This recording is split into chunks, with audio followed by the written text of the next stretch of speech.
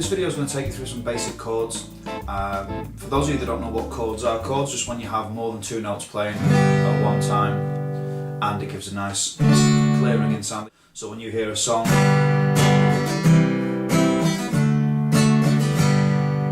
then those are all chords. And the different chords have different names, they have different sounds, they strum from different strings. There's basically only three things that you really need to know about each chord. You need to know what it's called, you need to know where your fingers go, and you need to know which string you strum from, which is your root note. Those are the three most important things. Once you know those three things, then you're pretty much ready to roll. So there's 8 basic chords that we're going to play. I also recommend playing them in quite a specific way.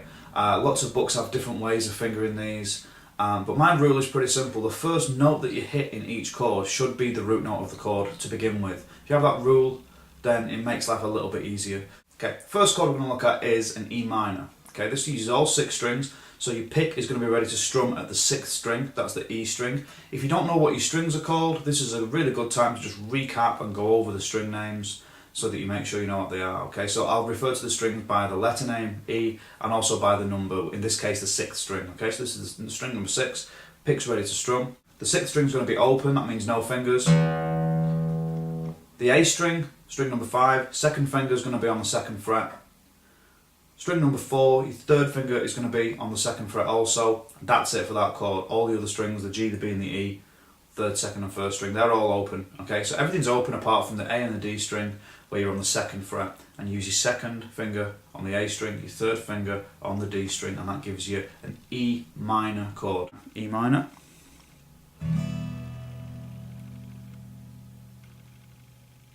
From the E string,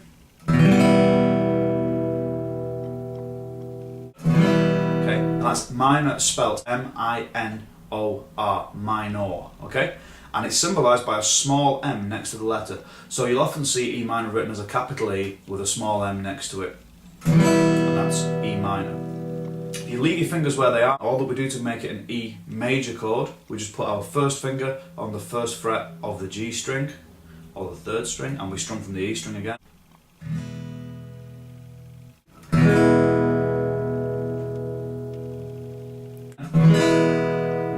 E chord. Now this is an E major chord, spelled M-A-J-O-R, but we don't really ever say E major or A major or D major because major is the default chord.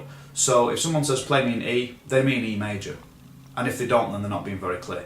Now if we keep that same shape, keep the fingers on, as we drop that chord down 1 string per finger, so everything just moves down 1 string towards the floor, okay? And then we strum from the A string, and this gives us an A minor. From the A string, okay, and that's written AM. So we're playing exactly the same shape as the E, but everything's moved down 1 string. So there's your A minor. Okay, now the next chord along is going to be an A, and to play this we drop the 2 fingers that we used a second ago for E minor, the 2nd and the 3rd finger, they drop down 1 string each, so they're going to now be on the 2nd and 3rd strings, and your 1st finger is going to step up to where your 2nd finger just came from, which is the 2nd fret of the D string. Strumming from the A string.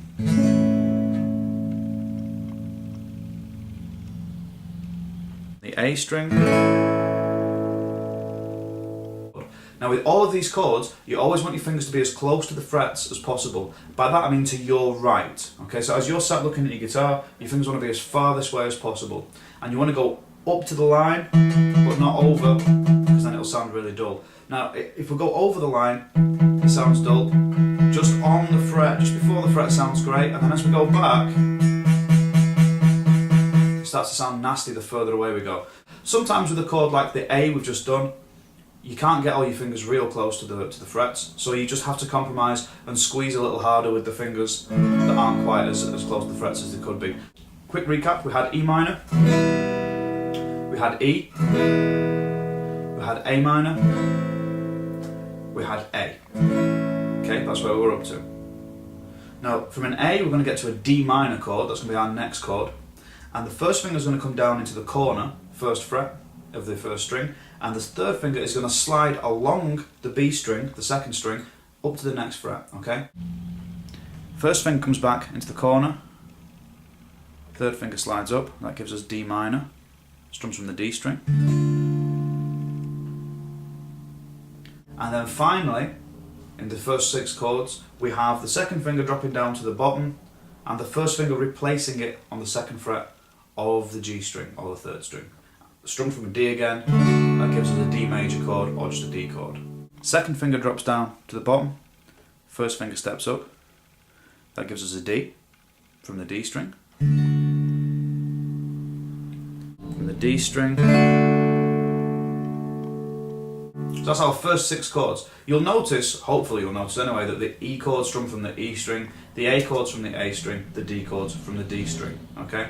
That's quite nice and simple. Now the last 2 chords, we start from an A minor. If we go back to an A minor is kind of the middle chord of all these chords, it's the hub. It's sort of 2 chords away from every chord as far as the positions go. It's close to E minor, it's close to D and D minor, it's only 1 or 2 chords away. And it's close to these last 2 chords, which are C and G, okay? So the first chord's going to be a C chord. We take the A minor shape that we've got here, you're going to move your 3rd finger, and your 3rd finger's going to move to the 3rd fret of the 5th string, and that's going to give us a C chord. So the 3rd finger is going to come off where it is now and go to the 3rd fret of the A string. We'll try and get everything nice and close to the frets. That gives us a C. From the A string,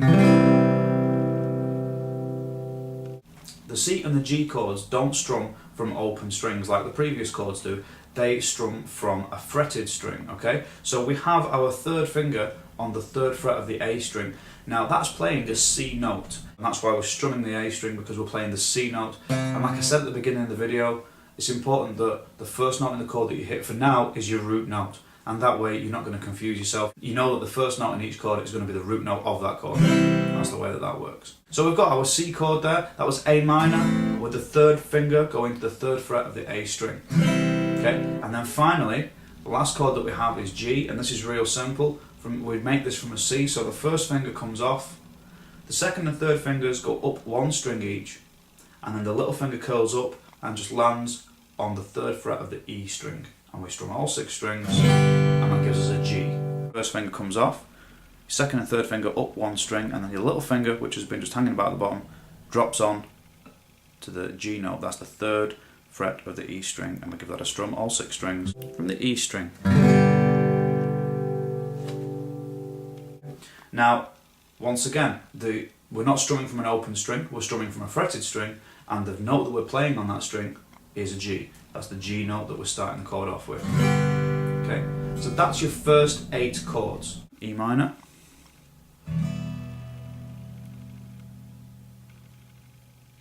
E,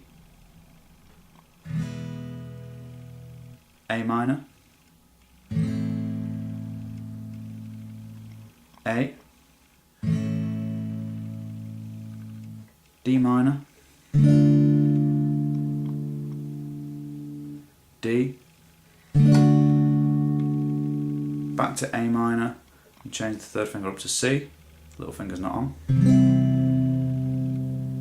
first finger off, those 2 up, little finger on for G.